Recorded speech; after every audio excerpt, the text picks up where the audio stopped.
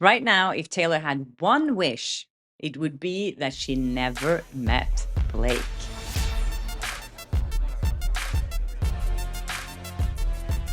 Hi, and welcome to Blossom Talk. I'm Ashley Flo, and here on my channel, I talk about my good and bad experiences in Hollywood working as an entertainment reporter, and of course, a lot about Justin Baldoni and Blake Lively's legal drama. I already posted an episode today, and I was like, okay, I'm gonna take it easy, have a glass of wine, and chill out. And then the bomb drops. And of course, I have to come here and talk about it. So, as some of you know, a lot of you might know by now, I'm in Spain. That's why I'm drinking wine at this hour. If I was in, in the US, I wouldn't drink wine this early.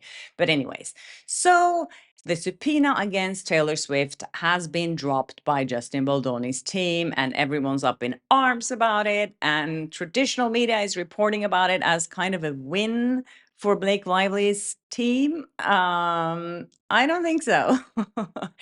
This to me just proves that this was the plan all along. So, as you know, Taylor Swift's team, or someone from Taylor Swift's team, or someone close to Taylor Swift, contacted Brian Friedman back in February 14th to be exact. He received a phone call from someone saying to him that Taylor Swift had been pressured by Blake Lively to delete evidence, to delete text messages between her and Blake Lively, and she was pressured to give a public statement or to support Blake Lively in public. And if she didn't, Blake would leak 10 years of their private text messages together. As I said earlier today, this didn't give Taylor Swift much of an option, either she would support Blake Lively in public, which could be like PR suicide for her, as every single day now we start realizing what a horrible person Blake Lively is. And if she didn't support her, Blake Lively would release all these text messages, which could also affect Taylor Swift's career like dramatically. I mean, there could be stuff in there, of course, that she doesn't want to get out there. Who wants their private text messages to be public? So, what I think happened here, obviously, is that Taylor Swift's team agreed with Brian Friedman that he would subpoena Taylor Swift. They would file for it to get dismissed or for the subpoena to be tossed, whatever the legal term for that is. And then he would send a letter to the judge explaining what had happened and why he needed that subpoena. And in that letter, all these things that we just learned about last week would become public. Is a very smart way of making this information public. And then I think Blake Lively's team agreed to make it a sworn statement, and Brian Friedman made it a sworn statement. And when that happened, they didn't really need the subpoena anymore. And I think that's when they agreed that Brian Friedman and Justin Baldoni's team would drop the subpoena against Taylor Swift, because then all that information about what she did to Taylor Swift and how she threatened her and tried to extort her, all this information would become public. And that's all Justin Baldoni's team needed from Taylor Swift. So they had a deal. I'm sure of this, even though I have to say alleged, but I'm sure that they made a deal already before this whole process started. And yeah, but it's interesting to see today how the media is reporting on this. There's one article in the Daily Mail with a source close to Swift saying this: I wish I'd never met Blake. New humiliation for Lively as singer outs the glaring red flag she missed during their 10 years friendship. It says here that this source is saying that Taylor Swift, the godmother of Lively's 3 daughters, is said to be relieved their decade-long bond is now over. Right now, if Taylor had one wish, it would be that she never met Blake. Although there have been good times during their relationship, the issues now concerning the Baldoni case have outweighed them. The person continues to say, when Taylor looks back at their friendship, she realizes it wasn't worth all the stress Blake put her through. She can now see all the red flags that could have been a warning to her.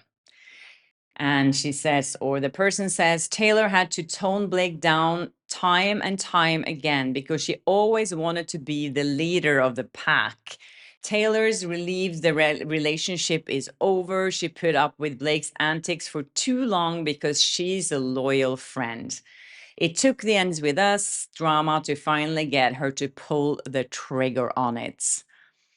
It is understood that a dutiful Kelsey is following suit in cutting off Lively and Reynolds. This basically started last week, or is it 2 weeks ago now, when Travis Kelsey, Taylor Swift's boyfriend, unfollowed Ryan Reynolds. That was kind of the first little trigger here to what was going to happen. It says here, Taylor and Travis are disgusted with Blake and Ryan and how they tried to use Taylor in their fight against Justin Baldoni. They're vowing their break from the acting couple is permanent. I said this for a while now that I think, this friendship is definitely over. On the other hand, it's really interesting, not very, but I'm going to report on it anyway, how People Magazine and other industry magazines are reporting on this. They're reporting this as a win for Blake Lively. It says here in People, not that surprised, but Taylor Swift no longer subpoenaed by Justin Baldoni in surprise reversal for Blake Lively's legal dispute. Earlier in May, the pop star, who's longtime friends with Lively, was sent a documented subpoena, blah, blah, blah. And of course, Blake Lively's team is really quick commenting on this. They're saying, we supported the efforts of Taylor's team to quash these inappropriate subpoenas directed to her counsel, and we will continue to stand up for any third party who is unjustly harassed or threatened in the process. It's amazing how they're making it a win for them. Do you think that Justin Baldoni's lawyer would have withdrawn the subpoena if he thought that there was anything else that he needed from Taylor Swift? And do you think that they didn't have a deal about this? Don't you think they talked about this and agreed that this was the strategy? This is so embarrassing for Blake Lively's team. And Blake Lively's team continues to say, the Baldoni and Wayfair team have tried to put Taylor Swift, a woman who has been an inspiration for tens of millions across the globe, at the center of this case since day one. Lively's rep claimed, exploiting Taylor Swift's celebrity was the original plan in Melissa Nathan's scenario planning document, and it continues to this day. Forced with having to justify themselves in federal court, they folded. At some point, they will run out of distractions from the actual claim of SH and retaliation they are facing.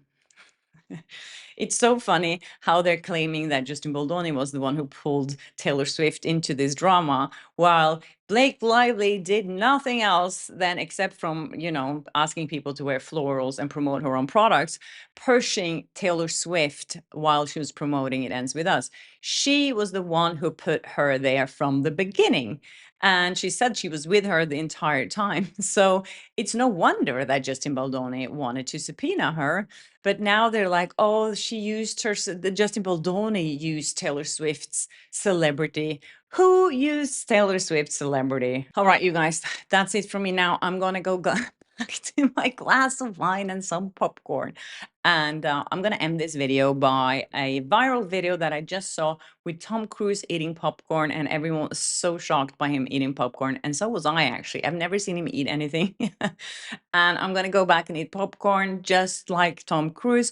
So thank you guys so much for watching my show. And please keep sending me tips. You're amazing. And if you haven't subscribed yet, please do, and hit the notification bell. And I'll see you in my next episode. Bye.